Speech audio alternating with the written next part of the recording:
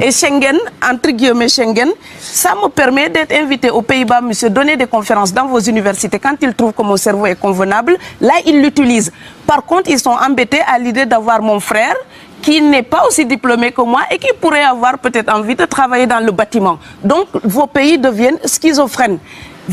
Maintenant, pour l'étranger aussi, pour les voyages des temps modernes avec la mondialisation, quand les pauvres viennent vers vous, il y a des mouvements de foule qu'il faut bloquer.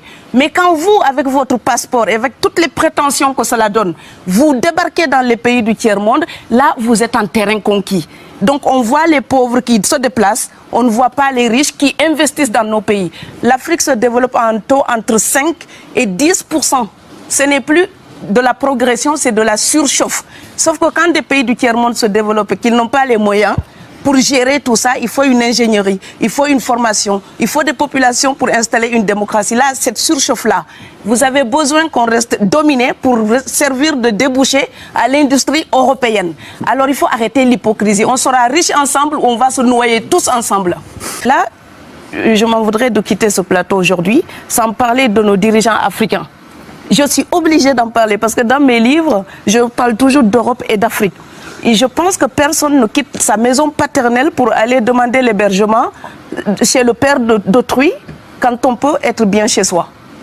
Donc je pense que les gens qui partent, c'est parce qu'ils manquent de quelque chose. C'est parce qu'ils n'ont pas la sérénité qu'il faudrait. Avant, on nous disait, oui, bon, c'est parce qu'il y a un manque de formation, un manque de diplôme, donc les gens ne sont pas outillés. C'est faux. Au jour d'aujourd'hui, on a des immigrés qui ont parfois bac plus 6, bac plus 7 et qui ont des diplômes d'ingénieurs. J'ai rencontré un Sénégalais qui vendait des hamburgers alors qu'il est ingénieur en hydraulique. Donc au Sénégal, on a besoin de lui puisqu'on a tout le temps des problèmes d'eau potable. Ouais.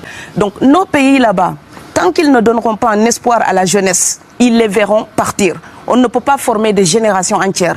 Pourquoi ils n'améliorent pas leur propre pays? C'est aussi une bonne tâche, n'est-ce pas? Vous parlez français? C'est ce que je suis en train de dire. On ne peut pas former des générations entières et ne pas leur donner un travail. Si on ne leur donne pas un travail, ils partent. Et contre ça, il faut lutter contre la corruption, ce népotisme, ces fauteuils présidentiels héréditaires comme au temps des royaumes. La constitution du Sénégal, c'est la même qu'en France, monsieur. Donc, ce n'est pas exotique. Simplement, il y a des gens qui ne pratiquent pas, qui n'appliquent pas les règles. Mais pour qu'il y ait un corrompu, il faut qu'il y ait un corrupteur. Et ce sont les firmes occidentales qui entretiennent la corruption aussi en Afrique, il faut le dire. Et quand on vient avec nos matières premières, l'Afrique n'est pas pauvre, on l'appauvrit. L'Afrique ne manque pas de ressources. L'Afrique est pleine de ressources. Mais si vous allez, l'uranium pour le Niger, c'est pour Areva.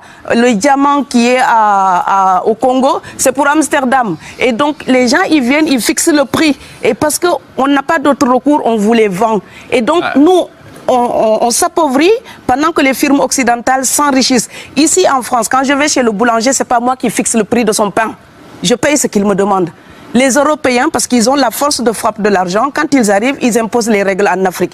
Et comme il y a toujours quelqu'un qui est affamé, qui est pressé de s'en sortir, eh bien, il vend son âme au diable pour continuer à exploiter son peuple au lieu d'aider pour l'intérêt général. Ça, je devais le dire avant de quitter ce plateau aujourd'hui.